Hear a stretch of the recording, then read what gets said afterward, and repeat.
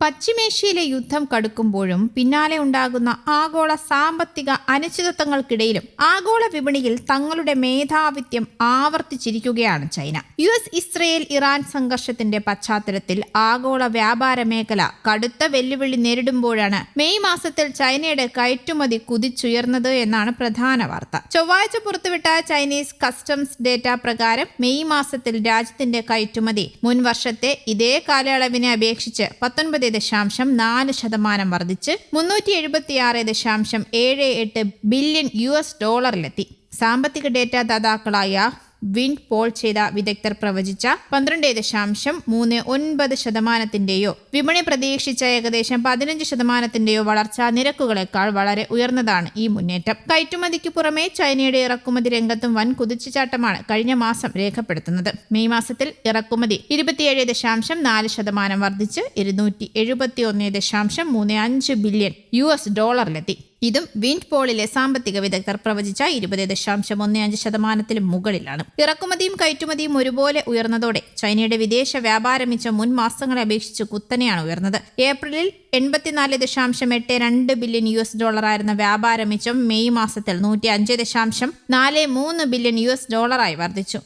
സാങ്കേതിക ഉൽപ്പന്നങ്ങളുടെ ആഗോള ആവശ്യകത വർദ്ധിച്ചതും മുൻപുണ്ടായിരുന്ന ഉഭയകക്ഷി താരിഫ് യുദ്ധത്തിനു ശേഷം പ്രധാന രാജ്യങ്ങളുമായുള്ള വ്യാപാര ബന്ധം വീണ്ടെടുത്തതുമാണ് ഈ വളർച്ചയ്ക്ക് പ്രധാന കാരണമായത്. ഡൊണാൾഡ് ട്രംപിന്റെ സമീപകാല ബീജിംഗ് സന്ദർശനം ലോകത്തിലെ ഏറ്റവും വലിയ രണ്ട് സമ്പദ് വ്യവസ്ഥകൾ തമ്മിലുള്ള വ്യാപാരത്തെ എങ്ങനെ ബാധിക്കുമെന്ന് വിപണി ഉറ്റുനോക്കുന്നതിനിടയിലാണ് പുതിയ കണക്കുകളും പുറത്തുവരുന്നത്. അമേരിക്കയിലേക്കുള്ള ചൈനയുടെ കയറ്റുമതിയിൽ മാത്രം വർഷം തോറും 35.4% വർധനവാണ് രേഖപ്പെടുത്തുന്നത്. ഒപ്പം ആസിയാൻ, യൂറോപ്യൻ യൂണിയൻ എന്നിവിടങ്ങളിലേക്കുള്ള കയറ്റുമതി യഥാക്രമം 7.6%, 24.3% വർദ്ധിച്ചു. വർഷത്തിന്റെ തുടക്കത്തിൽ മികച്ച പ്രകടനം കാഴ്ചവെച്ച ചൈനീസ് കയറ്റുമതിക്ക് മാർച്ചിൽ യുദ്ധം മൂലം യുഎസിന്റെ താരിഫ് തീരുമാനങ്ങൾ കാരണവും ചെറിയൊരു മാന്ദ്യം നേരിട്ടുവെങ്കിലും മെയ് മാസത്തോടെ അത് പൂർണ്ണമായും മറികടക്കാൻ സാധിച്ചു. അതേസമയം ഹൈടെക് ഉൽപ്പന്ന നിർമ്മാണത്തിൽ അത്യന്താപേക്ഷിതമായ മൂലകങ്ങളുടെ കയറ്റുമതിയിൽ ബീജിംഗ് കർശന നിയന്ത്രണം ഏർപ്പെടുത്തിയതിനെ തുടർന്ന് ഇതിന്റെ കയറ്റുമതിയിൽ വർഷം തോറും 6.39% കുറവും രേഖപ്പെടുത്തിയിട്ടുണ്ട്. ഹോർമുസ് കടലിടുക്ക് അടച്ചതുൾപ്പെടെയുള്ള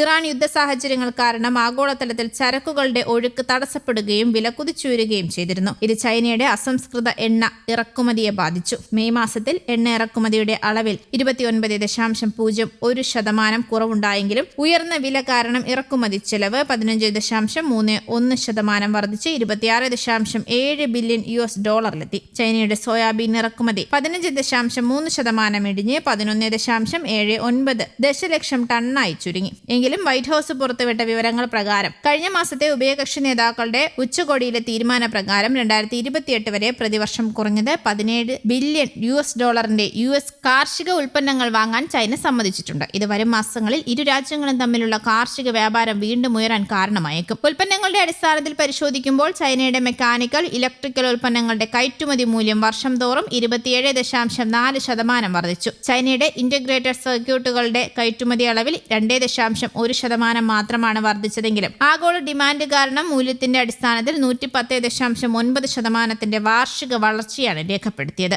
ഇറക്കുമതിയിൽ മൈക്രോചിപ്പുകൾ പ്രധാന ഘടകവുമായിരുന്നു. അതേസമയം യുദ്ധ പശ്ചാത്തലത്തിൽ ചൈനയിൽ കഴിഞ്ഞ മാസത്തെ മൊത്തവില പണപ്പെരുപ്പം 4 വർഷത്തെ ഏറ്റവും ഉയരത്തിലേക്ക് കുതിച്ചു കയറിയെന്നും നിരീക്ഷണമുണ്ട്. പ്രവചന പ്രകാരം 3.8% കടത്തിവെത്തി 3.9% മെയ്യിലെ ഹോൾസെയിൽ പണപ്പെരുപ്പം. ഏപ്രിൽ 2.8% ഇറാൻ യുദ്ധത്തെ തുടർന്ന് അവശ്യ ഇറക്കുമതി ഉൽപ്പന്നങ്ങളുടെ വില കുതിച്ചതും അധിഷ്ഠിത വികസന ചെലവുകൾ കൂടിയതും ചൈനയ്ക്ക് തിരിച്ചടിയായെന്നും റിപ്പോർട്ടുകളുണ്ടായിരുന്നു.